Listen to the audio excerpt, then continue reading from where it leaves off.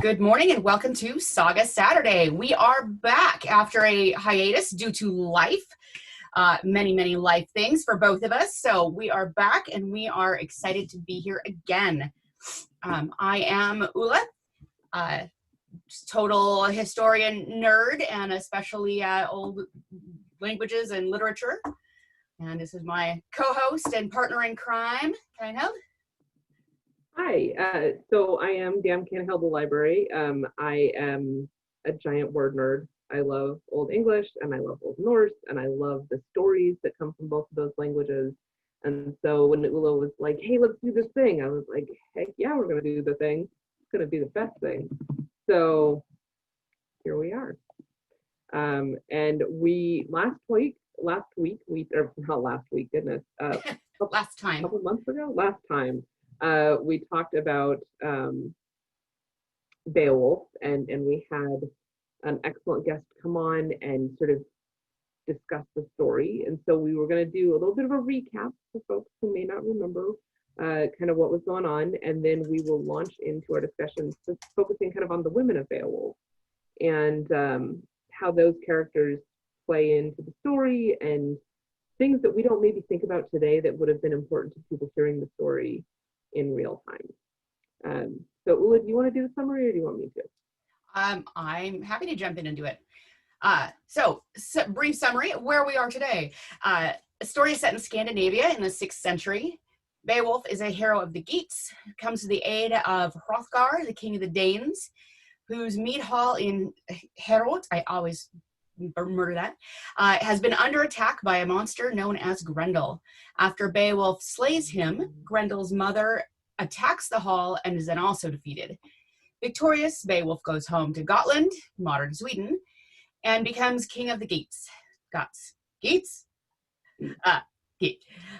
50 years later, Beowulf defeats a dragon, but is mortally wounded in battle. After his death, his attendants cremate his body and erect a tower on the headlands in his memory. So, yep.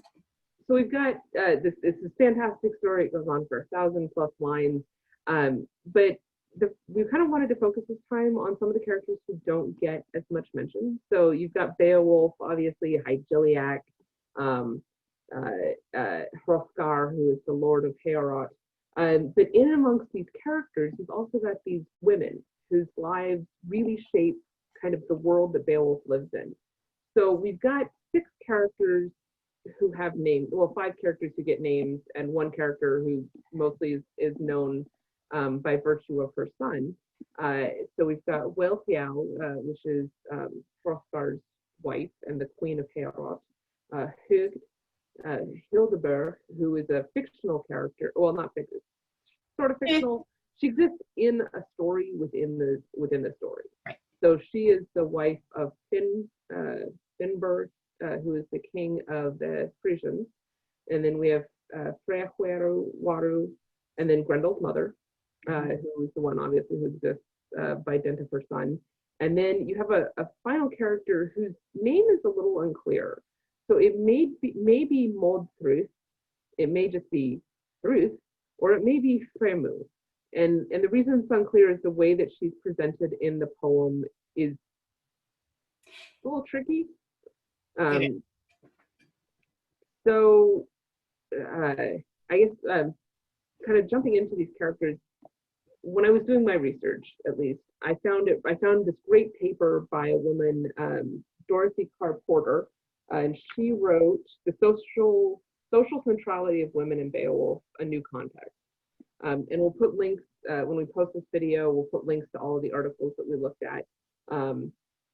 And I've completely crashed the internet, so hopefully this is still streaming. Anyway, so I'm on this side. Okay, cool. So she talks about these women in sort of these dyads.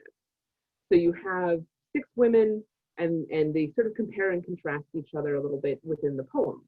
And so when I was doing my research, that's kind of how I framed them, and that made it easier for me to think about.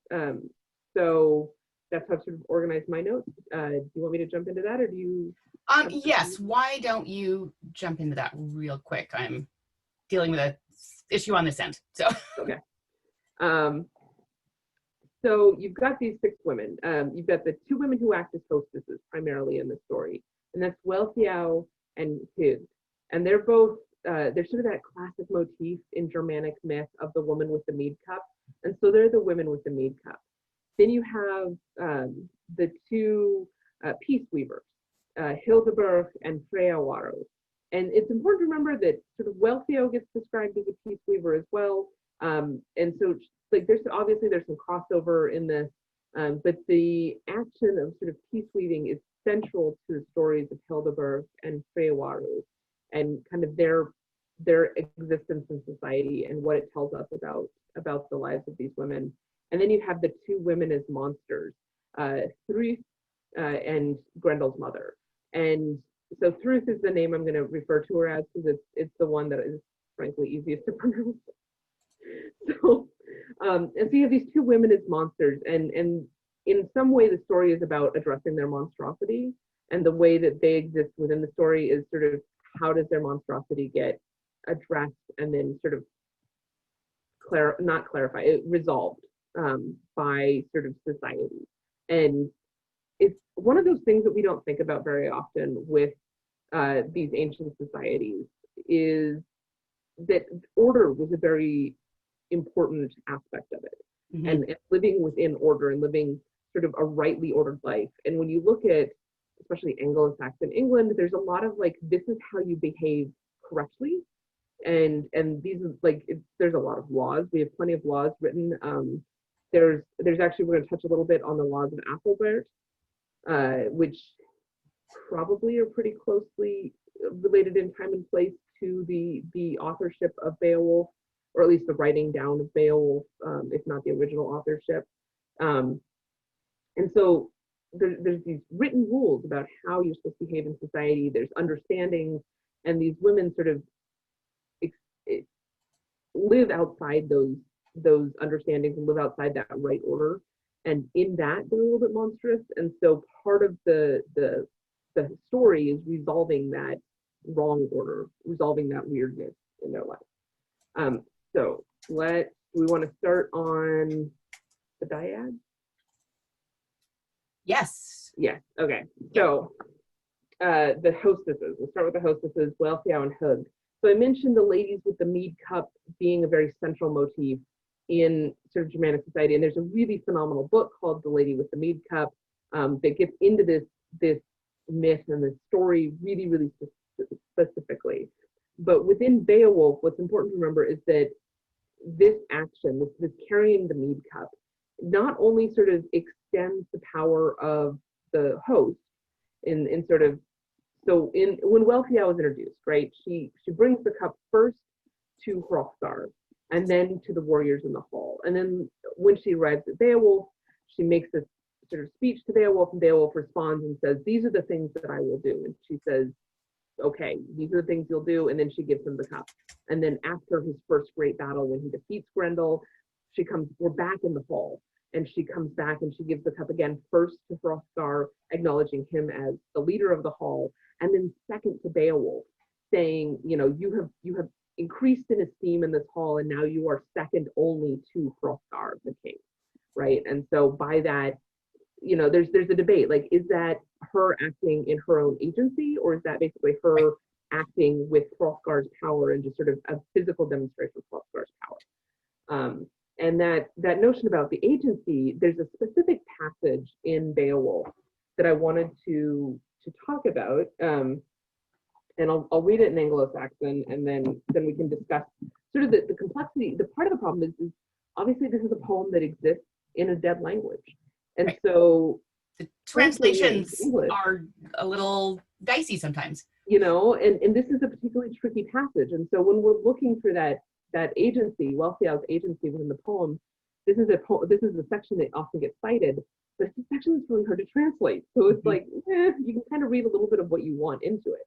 So in Old English, it reads, "Ich day antella, think ye streona, bail thu sunum minum, darum jedefa, dream heldenda, her is adschult eoro, ostrum je trua, modus milda mandrus na hold, Denga Sindan Yeswara, Theod El Yarrow, Drukna druktuman dothwa ich beda. So the ending is really easy to understand.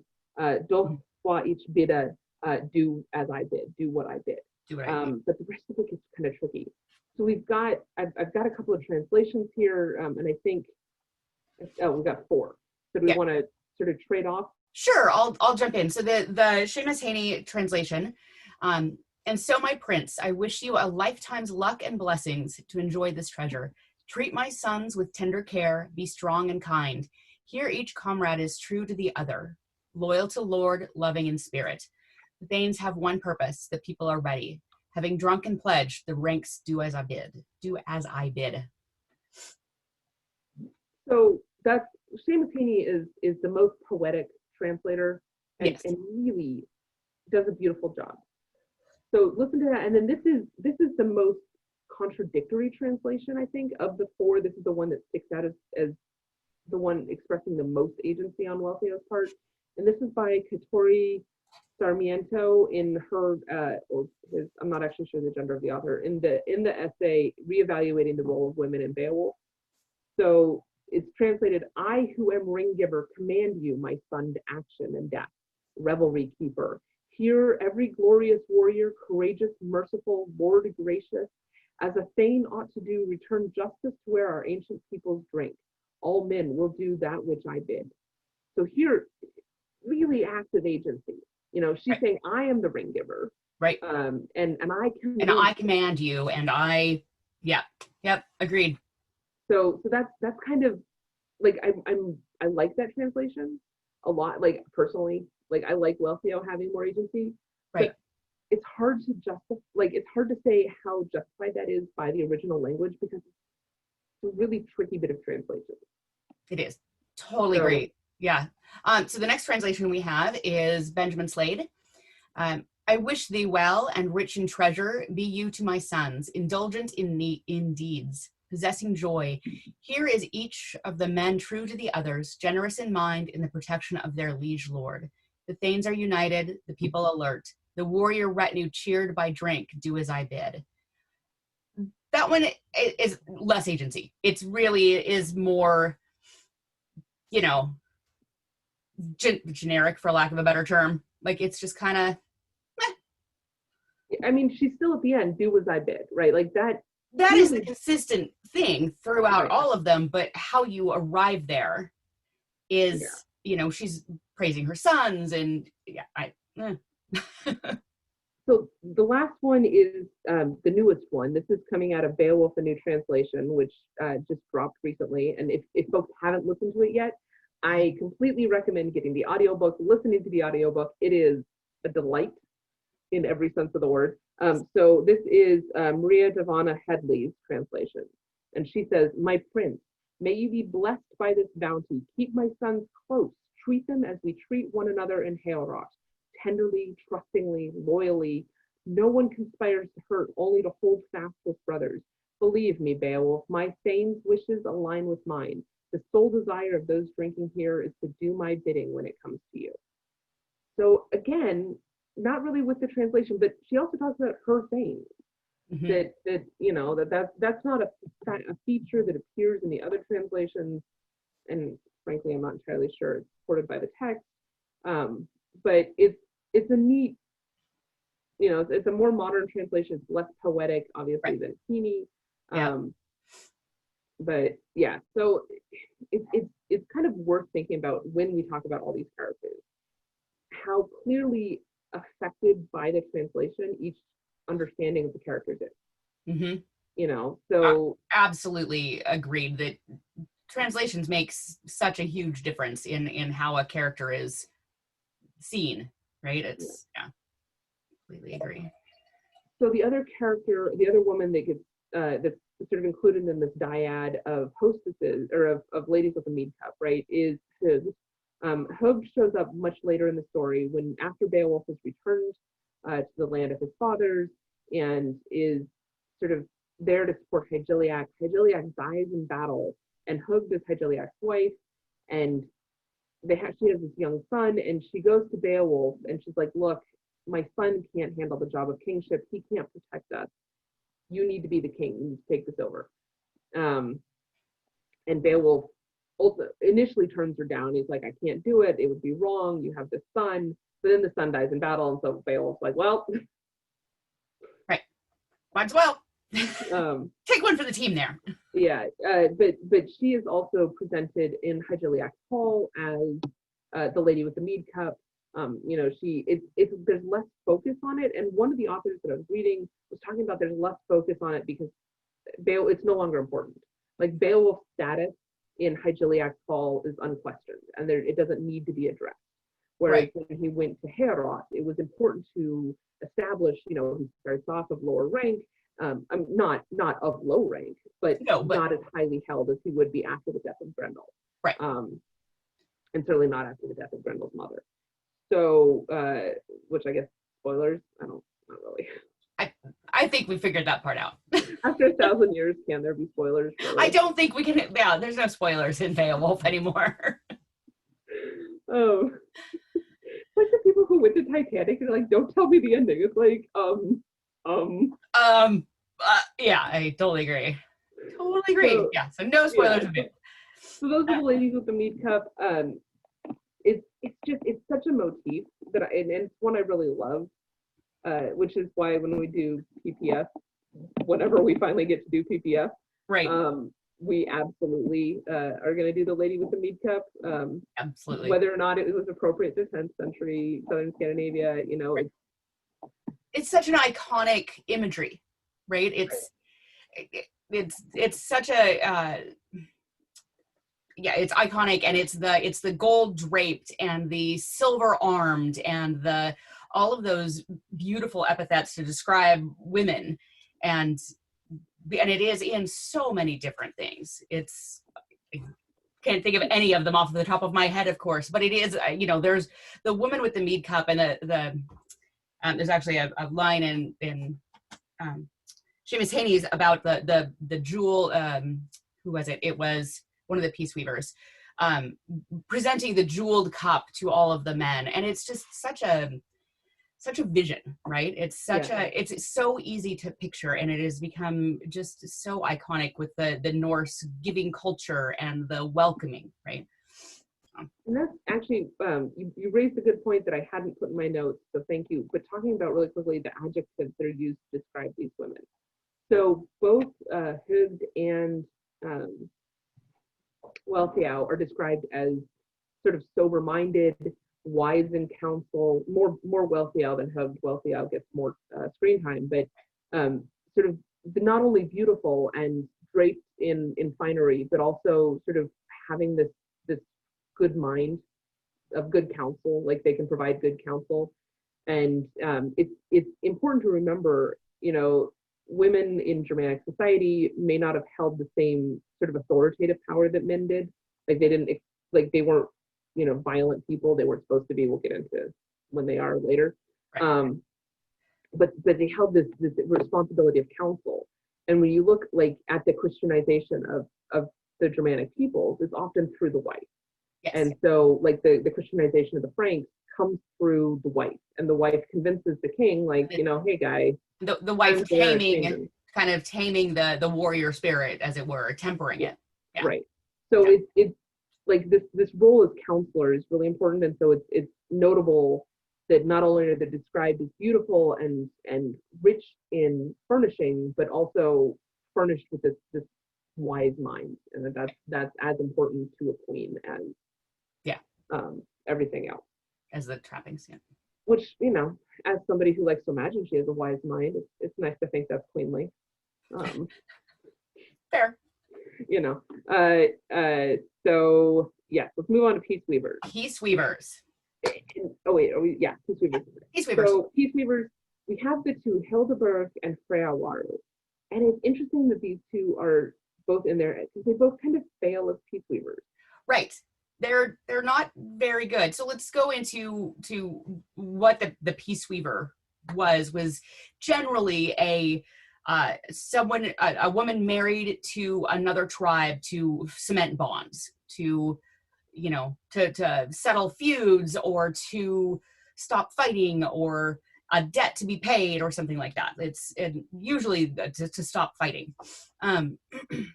So that's, in this context, that's the peace weaver. So yes, we've two. Hildebro said she's a Danish princess, loses her son, brother, and Frisian husband in warfare between the Danes and the Frisians, and gets taken back by the Danes. So when her son and husband and the whole world dies. Yeah, failed peace weaver. Like, clearly her job there to cement those bonds, the feud was stronger than that, right? Yeah.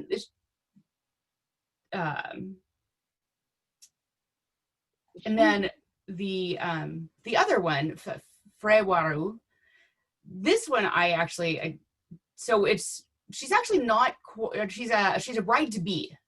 I just remember that she's not married, she's a bride to be, and Beowulf sees her in a mead hall where she is walking with the jeweled cup. That's where the jeweled cup reference comes from. And he foresees the failure of the marriage. And I pulled out just one line. The spear is prompt to retaliate when a prince is killed, no matter how admirable the bride may be. So again, the peace weaver, we don't have any peace weavers in here that actually did their job. Wealthiao. Okay, yes. Wealthiao is described, and it's that's true. So you've got a word that that's translated literally as peace weaver, and that's Freyasu Weba. Yeah. Freyath is peace, or Frith is peace, and then Weba is to weave. And then there's Frithus Sib.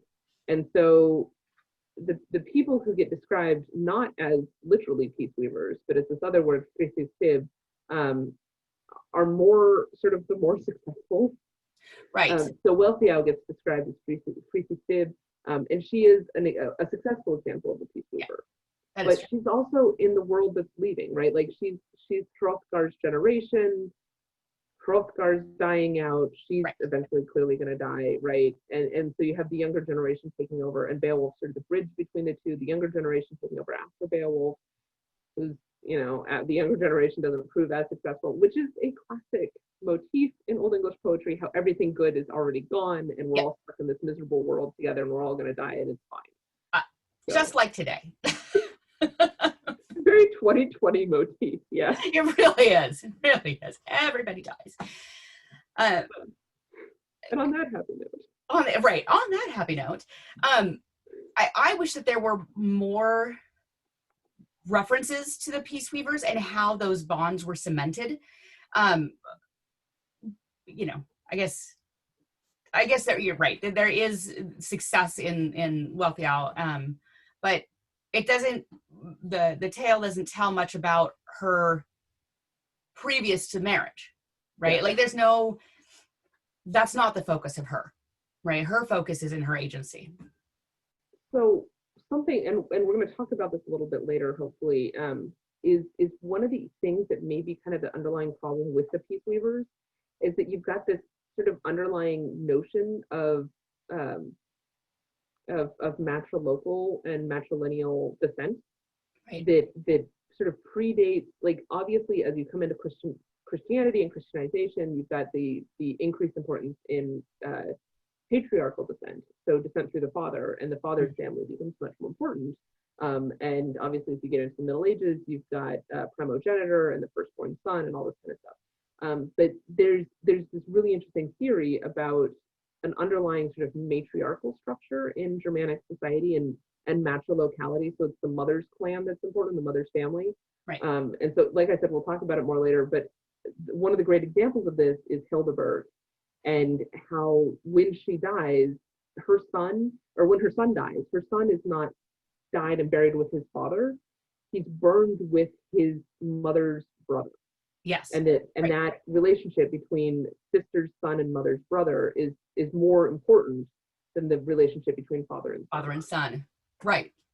So and we will get into that.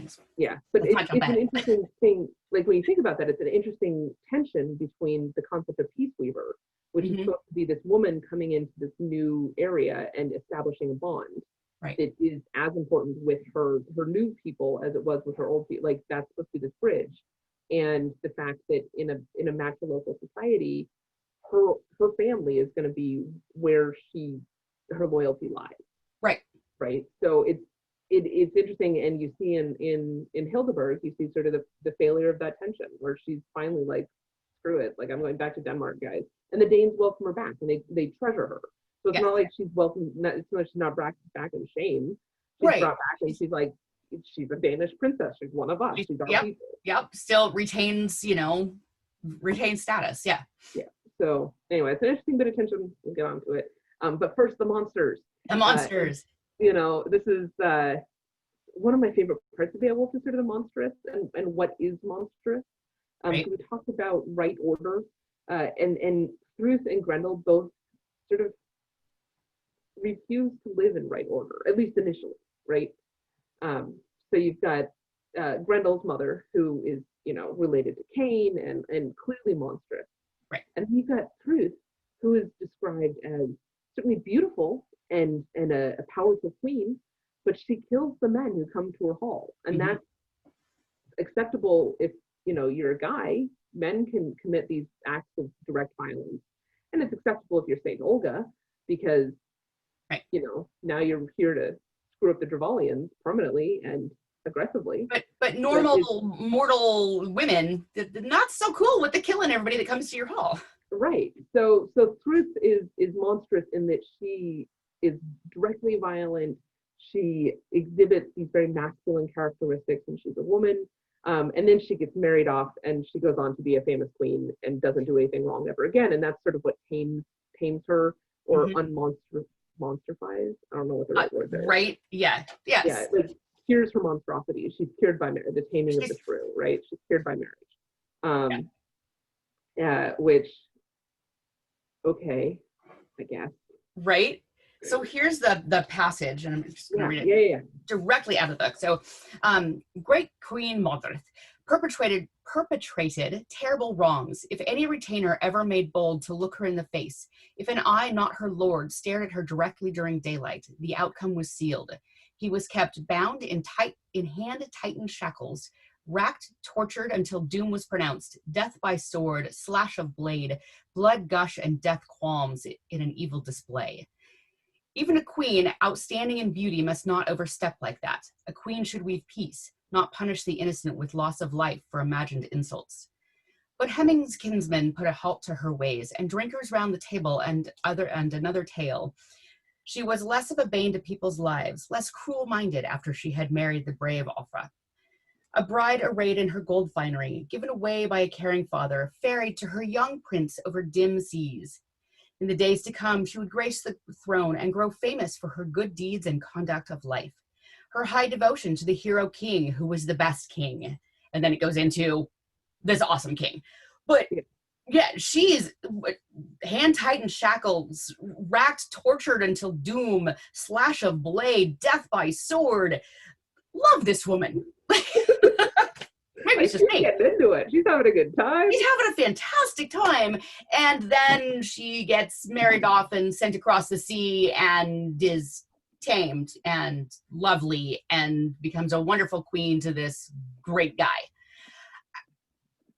I don't know that if I were shipped off to, somewhere else to marry some guy I'd never met, I thought, nah, I might still be killing people. So, right? But she's tamed and she's the productive member of society or whatever. Yeah. Crazy. She's brought into right order. Yes. Like she's given a correct place in society, and so now all of a sudden she no longer has to exist in this weird liminality between male and female, and she's like, oh no, now clearly, like, I'm a wife, I should become a mother, I understand my place. Settle down and no more torture. Right. Again,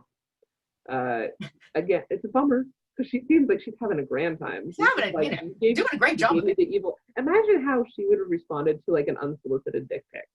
Like right? That woman would have just been like, "Excuse you," and dead. and gone. Completely gone. Like the hero we all need in our lives. I mean, maybe not. Like a little excessive, but maybe. But But So yeah, and then you've got Grendel's mother, and right. Grendel's mother exists. She's described very monstrously, the descendants of Cain, which is the first murderer. This is very like the sort of this cursed people. She exists outside of, like I've mentioned a couple times, sort of these liminal spaces or liminal aspects. She exists literally outside of society. She lives in this lake or sea, the mare. Mare just basically means sort of body of water. I always kind of imagined it like a bog, Yeah, that's a good marshland, way to boggy. describe it. Well, and if you think about Denmark and southern Sweden, there's a lot of bogs. Yeah. Yep. It's a boggy place. We are a boggy people. Boggy indeed. Yeah, she's a kind of a bog hag. Yeah. So she exists outside of the warmth of the hall, and there's her son comes and murders people, and there's sort of an expectation of how people are supposed to respond to this, right? You have the weregild system that's supposed to put the kibosh on these feuds.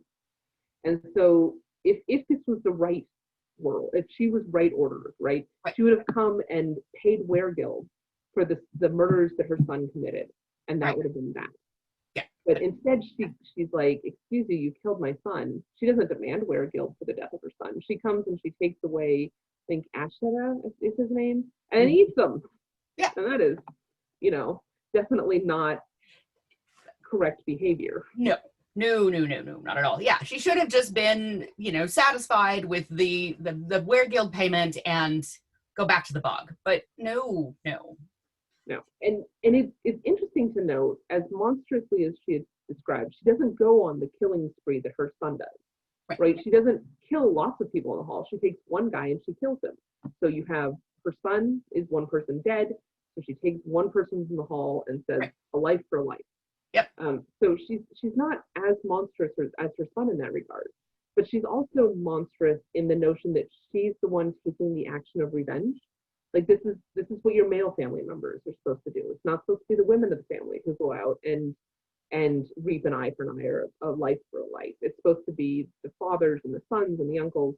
But those figures never appear in Grendel's, like in the descriptions of Grendel. There's no. Right. It's just Grendel and his mom. There is no male figure to take that revenge. So she took it upon herself to do what needed to be done.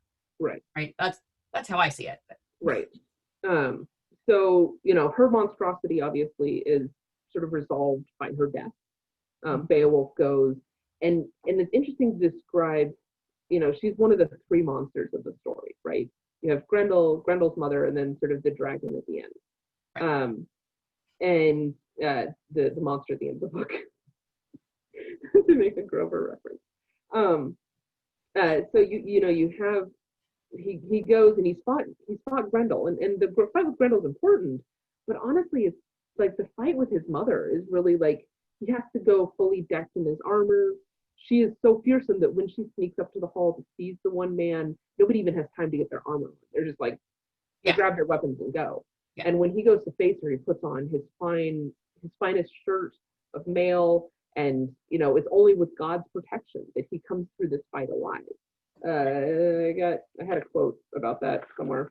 Nope, I don't have it underlined, so I'm not going to find it. But there's a really good essay that discusses this called "Monster versus Monstrous," a discussion of the characterization of Grendel's mother by Ella. There's a lot of Z's and Y's in this name. Weirdzinska. Sure. I think, yeah. Anyway, we'll put it in the. We'll put the link up.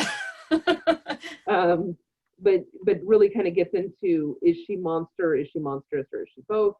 And sort of the fearsomeness that she arrives at. But she's always also important to remember in the story she's described as with Edith. She's that's one of the words that she's described her, and that's a word that only appears in the Anglo-Saxon or Old English corpus when it's talking about a human female. So it doesn't describe animals. It doesn't describe, that demons or anything. It's women, and it tends to be noble women. So Wealhtheow gets described as Edith. Right. She's the woman of the wolflings or something. Yeah. So anyway, that's So you think we could take from that Grendel's mother was at one time a wealthy, queenly woman that has descended to bog hag status? I mean, maybe. Like, I think that's one of the Beowulf movies takes that approach, if I remember right. I think it's the one with Angelina Jolie that just gets weirder and weirder as you watch it. That's I haven't seen one. That. But I like it is an interesting choice of words. It's not a word that only applies to royal women or noble women, but it applies frequently to them.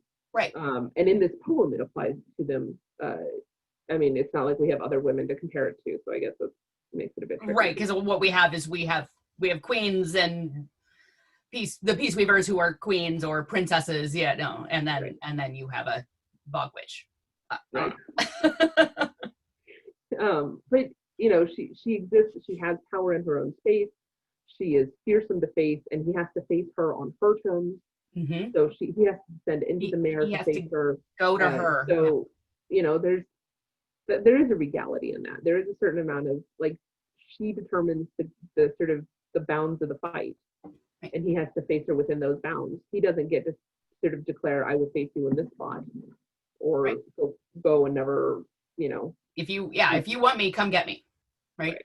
Yeah. So that definitely gives her the agency that the more manly status. Right? Yeah. So there is a royalty to that. There is a royal power to that. Yeah. So I'll go with your interpretation. I like it. From queen to bog witch. From queen to bog witch. So yeah. So those are the monsters. Do we want to switch gears and talk a little bit about the random theory that I found, or do we want to go back and cover something else? I want to go to that random theory because I am super excited about this. And until I saw your note on your added note this morning, or maybe you put that one in last night. The crow kinship system. I had to go look that up because I didn't know anything about it. So I will let you speak to it because I have no idea. So kinship systems are actually kind of one of those things that I'm quietly fascinated by. And so anthropologists have a number of sort of defined kinship systems. Many of them are named after Indigenous American groups because that's who they were studying at the time. Because you can't go back and look at your own family and be like, so this is how we act. Instead, you have to look at other people and be like, these strange people behave in this strange way. So the one that we're looking at here is described as a crow kinship system, and what it focuses on is matrilineality and matrilocality, and the relationship between the sister's son and the sister's son and the mother's brother. Right. And sort of the focus there, and there was a couple of articles that I found that really got into this specific relationship, and one of them was, I'm sorry, I'm digging through my pile over here. Wicked Queens and Cousin Strategies in Beowulf and Elsewhere by Tom Shippey, and then Beowulf and the Wills: Traces of Totemism by Stephen O. Golsecki. And these articles kind of discuss this possible underlying relationship between this underlying matrilineal society that may have sort of existed prior to when they started writing things down in Germanic societies and describing sort of life. But the argument is that you have this important, it's called an avunculate relationship. So avuncular is uncle-like, right? So I had to go look that up. Thank you for expanding my vocabulary this morning. So I knew avuncular. I'd heard avuncular a number of times, and I've tried to use it in sentences, but it's a weird word to work in.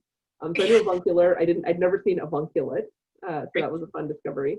But the best examples of this relationship is obviously Hildebert, who we talked about earlier, where when her brother dies, so her brother and her son die in the same battle, I think, or very, very close to each other. Yes, so in the same battle. Yeah. Her son, her brother's pyre, and she lays her brother on the pyre and then puts her son on the pyre with him. So the father is dead as well. And the son isn't buried with his father, isn't burned with his father. He's burned with his mother's brother. Mm-hmm. And that relationship, that sort of identification of that relationship being important, and then Hildebert sort of returned back to the place of her family, where where she's most comfortable after their death, Right. And sort of reabsorption into the Danish people is sort of a very strong indicator that relationship held water. Whether it was really sort of codified or not, it was understood by everybody to be very, very important.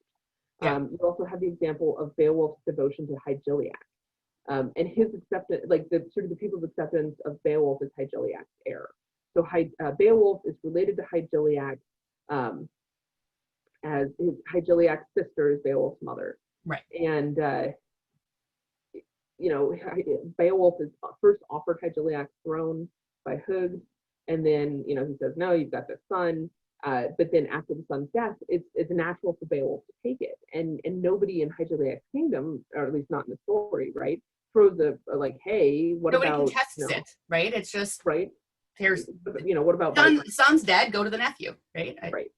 So, and it's the mother's, it's his sister's son that is first in line, and of course Beowulf also is this great hero, so he's got kingship qualifications written all over him. Right.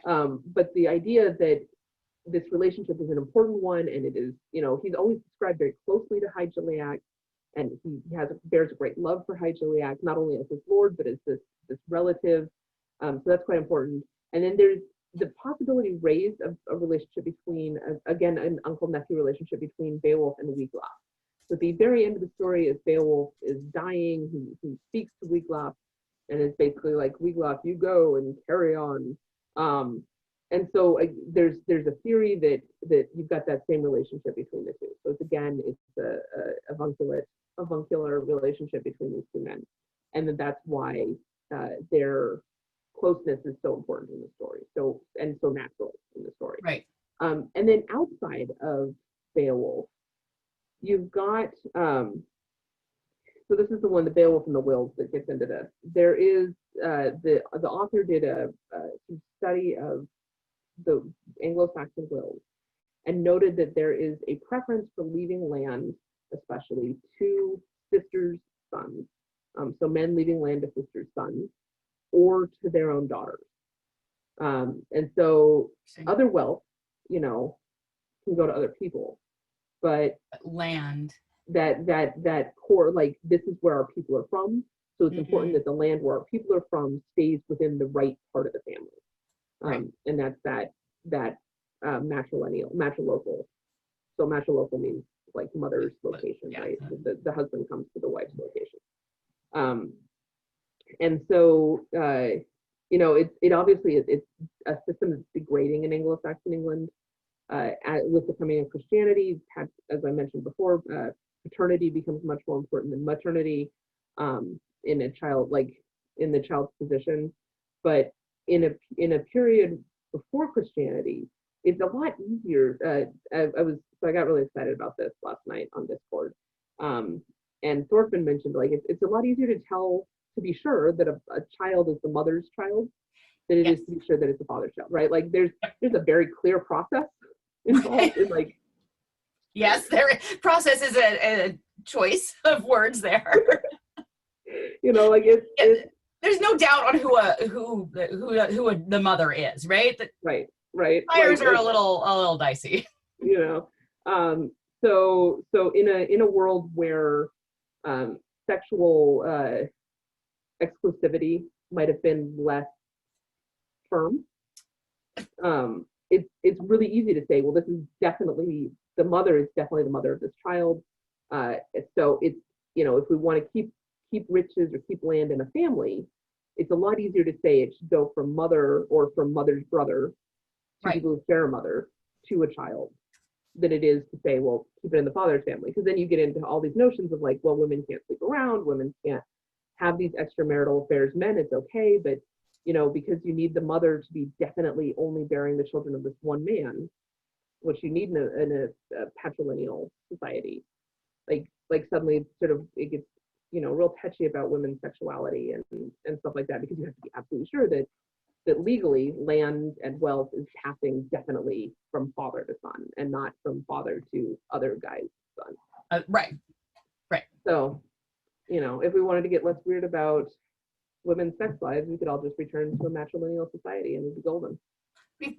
I'm a fan personally. And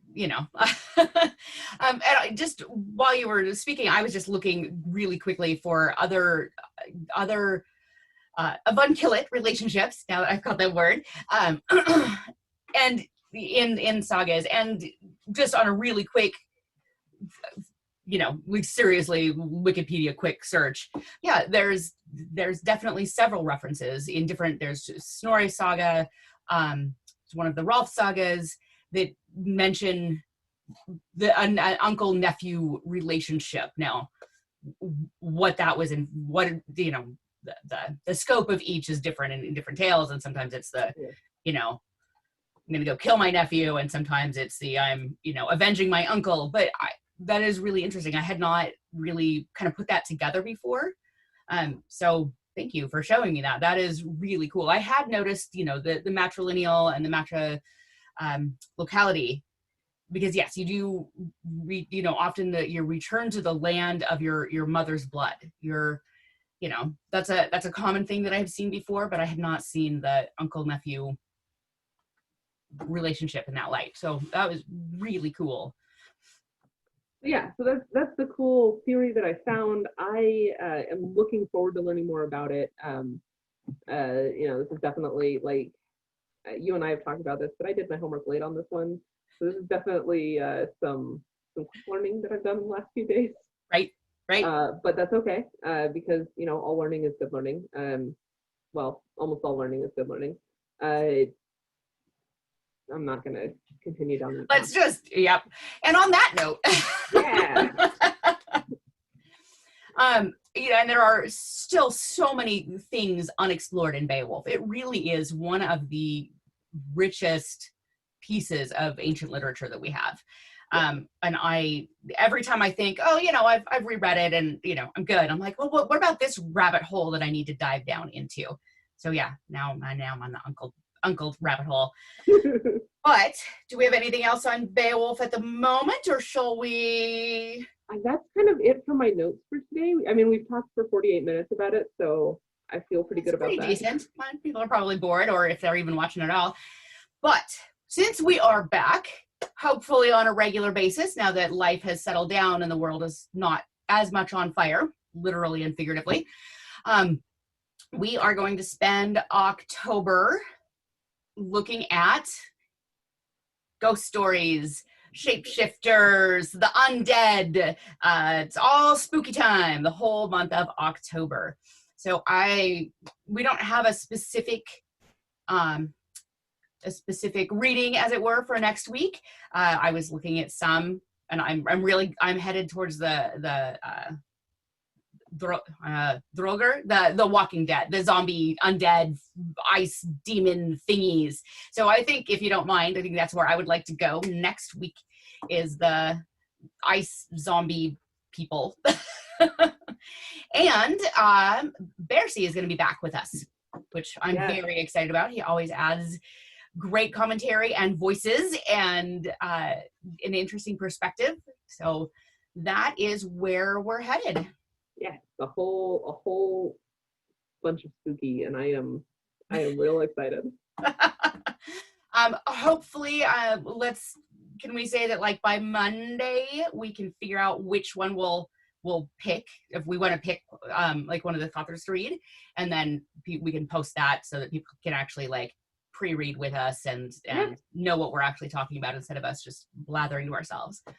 So by Monday, we will have a book reading, a recommendation for you. And this recording will be up on YouTube also by Monday. It takes a little while to render it. And we will have a reading list and our bibliography that I can't even say. So that's what we've got. But any last words, Kineheld? Only that I am excited that we're back, and I'm looking forward to a month of spooky stuff. Like that. Spooky stuff. It's going to be awesome. All right. Bye, everybody.